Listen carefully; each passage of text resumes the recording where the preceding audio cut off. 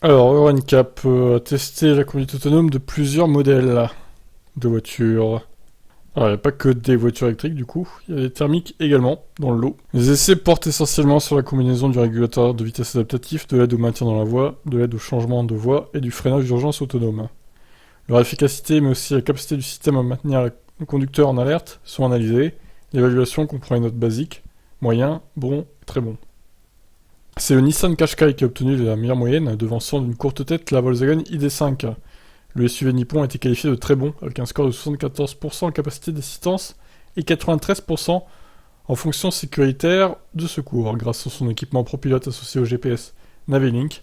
L'ID.5, également considéré comme très bon, avec son Travel Assist, a obtenu 76% et 85%. Et les deux modèles bénéficient d'informations précises sur la route et la signalisation grâce à la combinaison de leur GPS et de leur caméra. En prime, leur conducteur profite d'un affichage tête haute. Le dispositif embarqué par le Qashqai est capable de ralentir le véhicule à l'approche d'une courbe ou d'un rond-point, mais pas en amont d'un croisement contrairement à celui de l'ID.5. Ce dernier est maintenu dans sa voie, dans une courbe en S, à toutes les vitesses testées, 80, 100 et 120 km/h, tandis que Nissan décroche 120 km/h. Décroche à 120 km/h, pardon. Donc il n'arrive pas à prendre la courbe à 120. Ok, l'ID.5 y arrive par contre. Intéressant. Le japonais se rattrape par un freinage autonome plus réactif, notamment en cas de véhicule arrêté en aval, exercice dans lequel le SUV électrique allemand pêche.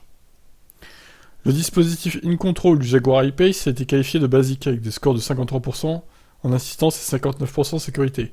Caméra, GPS et affichage tête haute sont bien de la partie, mais la vitesse n'est pas modifiée à l'approche d'une courbe ou d'une intersection. Le freinage d'urgence autonome n'est pas assez performant et le test du S n'a réussi qu'à 80 km/h. EuroNCAP souligne néanmoins que, comme pour les autres voitures évaluées, le conducteur du crossover britannique est correctement informé des fonctionnalités et limites de l'assistance proposée. Enfin, Polestar 2 est noté moyenne en 2020, a désormais droit à un bien suite à une mise à jour à distance et a perfectionné son pilote assist. La berline électrique suédoise combine GPS et caméra, mais ne dispose pas d'affichage tête haute. L'amélioration a principalement permis à l'auto de valider le test du S à 80 et 100 km/h, mais toujours pas à 120.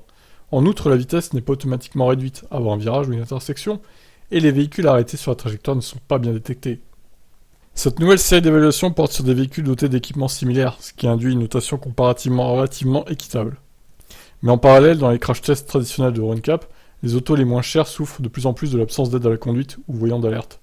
Des assistances électroniques dont l'importance va grandissant dans la notation, d'autant plus que les critères sont de plus en plus sévères d'année en année. Exemple, le Dacia Jogger n'a reçu qu'une étoile sans même être testé, basé sur la Sandero déjà crashée en 2021, 2 étoiles. Il a été notamment sanctionné parce qu'il ne dispose pas d'un témoin de non-bouclage de la ceinture sur son 3e rang de siège optionnel. Ouais, c'est dur. Alors que l'évaluation est censée concerner les versions de base des véhicules. Ouais, c'est un peu dur là quand même. Malgré une plateforme dérivant de celle de la Clio, reçue quant à elle 5 sur 5 en 2019, le crossover a donc eu la même note que la Spring, qui ouvre la gamme du constructeur roumain. Pourtant, la conception de cette dernière est plus ancienne et initialement conçue pour les marchés émergents aux critères sécuritaires moins stricts. Dans ce contexte, il devient de plus en plus difficile de distinguer le bon grain de l'ivraie. Ouais, leurs évaluations, il faudrait qu'ils les ajustent un peu, ça n'a aucun sens. Je suis sûr que le Jogger est plus sécurisant qu'une Spring, hein, ça c'est évident. Dans ce contexte, il devient de plus... ça j'ai lu, prévention, assistance et protection se mêlent dans un score final difficile à interpréter, à moins de se pencher sur les tests en détail. Heureusement lisible sur le site d'EuroNCAP. Des évaluations différenciées pourraient aider à y voir plus clair, mais ça ne semble pas être dans les cartons. Michiel van Ratingen, secrétaire général d'EuroNCAP, a déclaré: félicitations à Nissan, le Qashqai est la voiture la plus abordable de ce groupe, mais elle partage avec l'ID.5 la note la plus haute que nous ayons vue jusqu'à présent. Ça montre que la technologie progresse rapidement et que la conduite assistée fera bientôt partie des équipements les plus répandus. Autrement dit, elle pourrait bientôt être intégrée à la notation globale d'EuroNCAP au lieu de faire l'objet de publications spécifiques. Même si tester et reconnaître l'utilité de cette conduite semi-autonome est une chose, faire passer pour dangereux les véhicules qui en sont dépourvus serait déjà plus discutable. Ouais, je suis d'accord avec ça. Je suis d'accord avec la conclusion. Très bien. Bah écoutez, qu'est-ce que vous en pensez de ces évaluations d'EuroNCAP ?